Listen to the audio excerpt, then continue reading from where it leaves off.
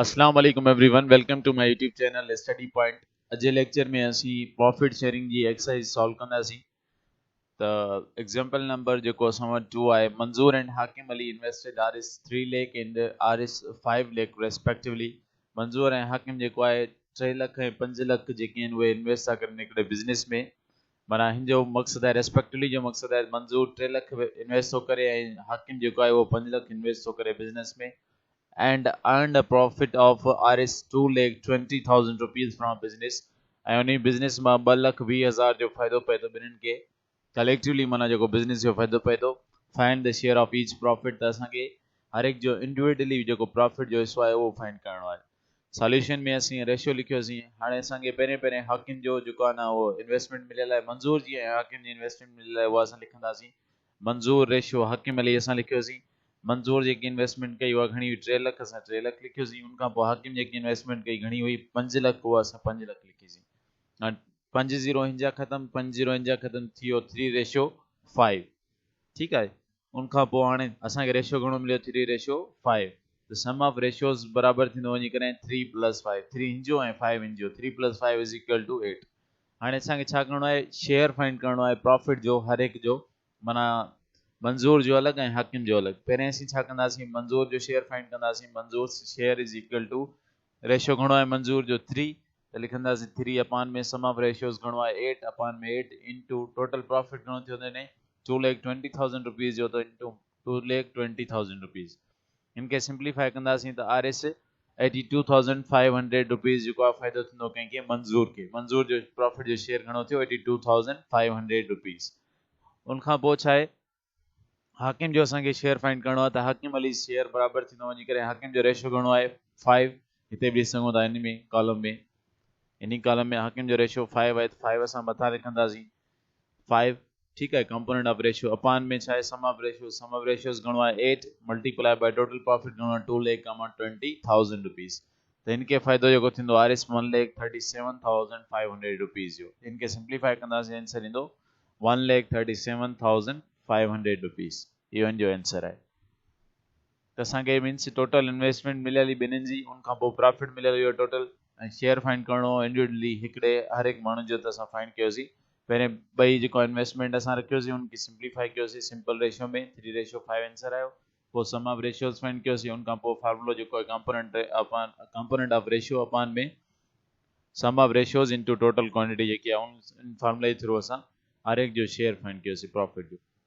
उनखां पोइ नेक्स्ट असां वटि एग्जांपल आहे, distribute Rs 2 lakh as profit in a business regarding 3 persons if their share is in the ratio 3:2:5। हाणे असांखे छा आहे, माना असांखे प्रॉफिट मिलियल आहे। प्रॉफिट घणो आहे 2 लाख रुपयनि जो टिनि माण्हुनि जे विच में, ऐं जेकॾहिं उन्हनि जो चए थो if their share is in the ratio बि असां वटि गिवन आहे 3:2:5। हाणे असां छा कंदासीं, गिवन रेशियो बराबरि आहे A:B:C। से सपोज़ टिनि माण्हुनि जा नाला जेके आहिनि A ऐं B ऐं C आहिनि, त असां छा लिखियोसीं, जीअं A:B:C। ठीकु आहे। 3:2:5 जीअं मिलियल आहिनि उहे लिखंदासीं, A जे हेठां 3, B जे हेठां 2 ऐं C जे हेठां 5, त 3:2:5 थी वियो। हाणे छा कंदासीं, सम ऑफ रेशियोज़ फाइंड कंदासीं। 3 + 2 + 5 = 10। ठीकु आहे। उनखां पोइ छा आहे, A शेयर ऑफ A पहिरियों फाइंड कंदासीं। A जो रेशियो घणो आहे 3, त 3 छा थींदो वञी करे, सम ऑफ रेशियोज़ 10 मल्टीप्लाई बाय 2 लाख जेको टोटल असां वटि प्रॉफिट जो अमाउंट मिलियल आहे उहो असां लिखियोसीं 2 लाख। त इनके सिंप्लीफाई कंदासीं त RS 60,000 शेयर ईंदो A जो। उनखां पोइ सेकंड आहे B जो शेयर, त B जो रेशियो घणो आहे 2, B जो रेशियो घणो आहे 2 में सम ऑफ रेशियोज़ घणो आहे 10 असां रखियोसीं हिते। उनखां पोइ मल्टीप्लाई बाय टोटल प्रॉफिट जो अमाउंट घणो आहे 2 लाख। त हिन खे सिंप्लीफाई कंदासीं, असांजो आंसर ईंदो B जो शेयर घणो ईंदो 40,000 रुपीज़। उनखां पोइ असांखे फाइंड करणो आहे C जो शेयर। C जो रेशियो घणो आहे 5, त 5 असां रखियोसीं। उनखां पोइ सम ऑफ रेशियोज़ घणो आहे 10 multiply by total profit amount घणो आहे 2 लाख। हिन खे अगरि सिंप्लीफाई कंदासीं त असांजो आंसर ईंदो 1 लाख रुपीज़। त ही C जो शेयर थियो वञी करे।